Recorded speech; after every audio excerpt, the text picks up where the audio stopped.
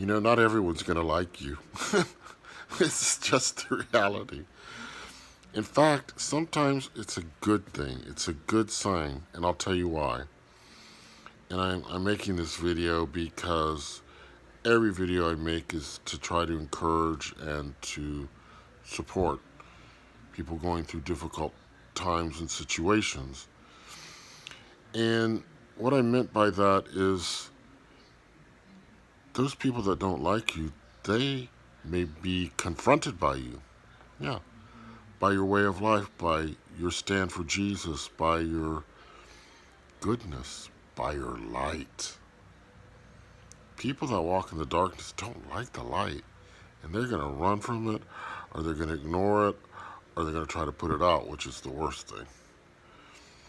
But it's not a popularity contest now, that's for sure. And it's not about winning friends and influencing people either. It's about our one true love, our first love, Jesus Christ. And you're gonna be let down. I'm let down.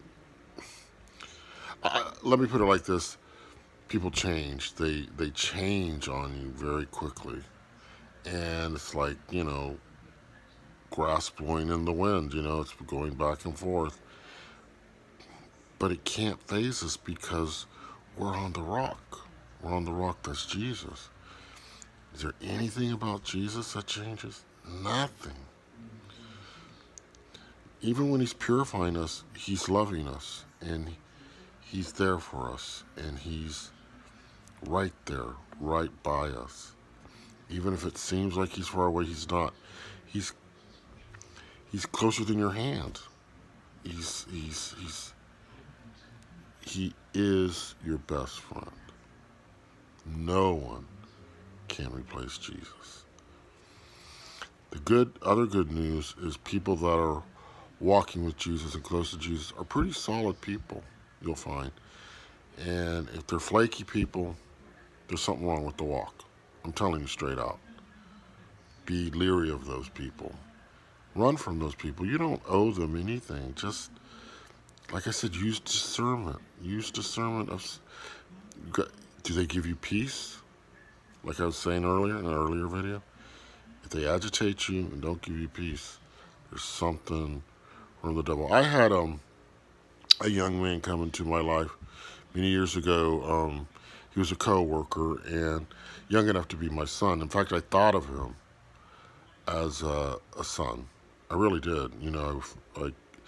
And he when we first met, he was very supportive and loving and caring and helped me get my house in order, things like that, that you wouldn't expect. and but that wasn't the real person.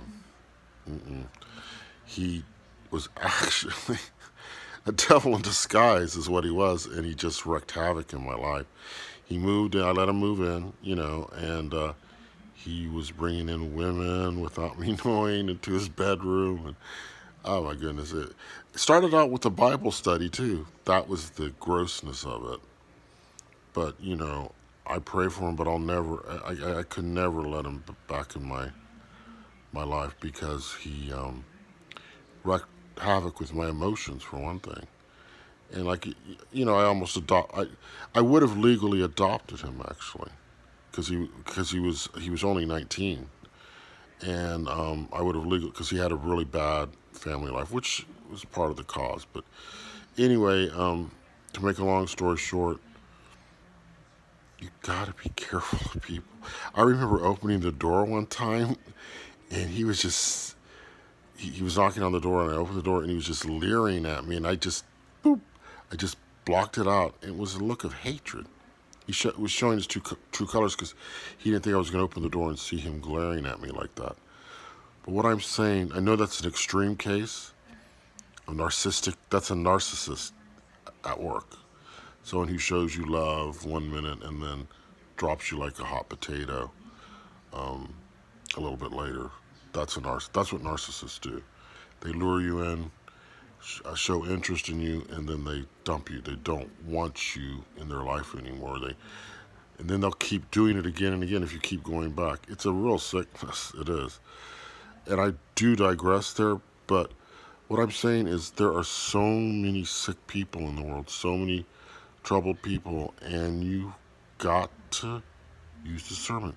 The closer our walk with Jesus, the better we are able to read these people and keep them at a distance. We're not obliged to have every Tom, Dick, and Harry that walks across our path into our homes like I did, and into our lives. No, we do not. In fact, the gospel often says you shun these people. Distance yourself from them to preserve your peace, to preserve your walk with Christ. That's what I do. I just walk away now, and I'm very, very careful about who I let into my life, into my world. And if right away you can pick up on things, if they're not giving you peace, if their behavior is erratic, changing towards you, get away from them. But the bottom line is, our comfort is in Jesus. Our solace is in Jesus. People, we're not here to be. We're here to love one another, absolutely, but we're not here to receive support from other people, because it's not a guarantee. Jesus is the rock. Jesus is the one to support. And I keep coming back to it because it's the one thing that's going to get us through. Amen.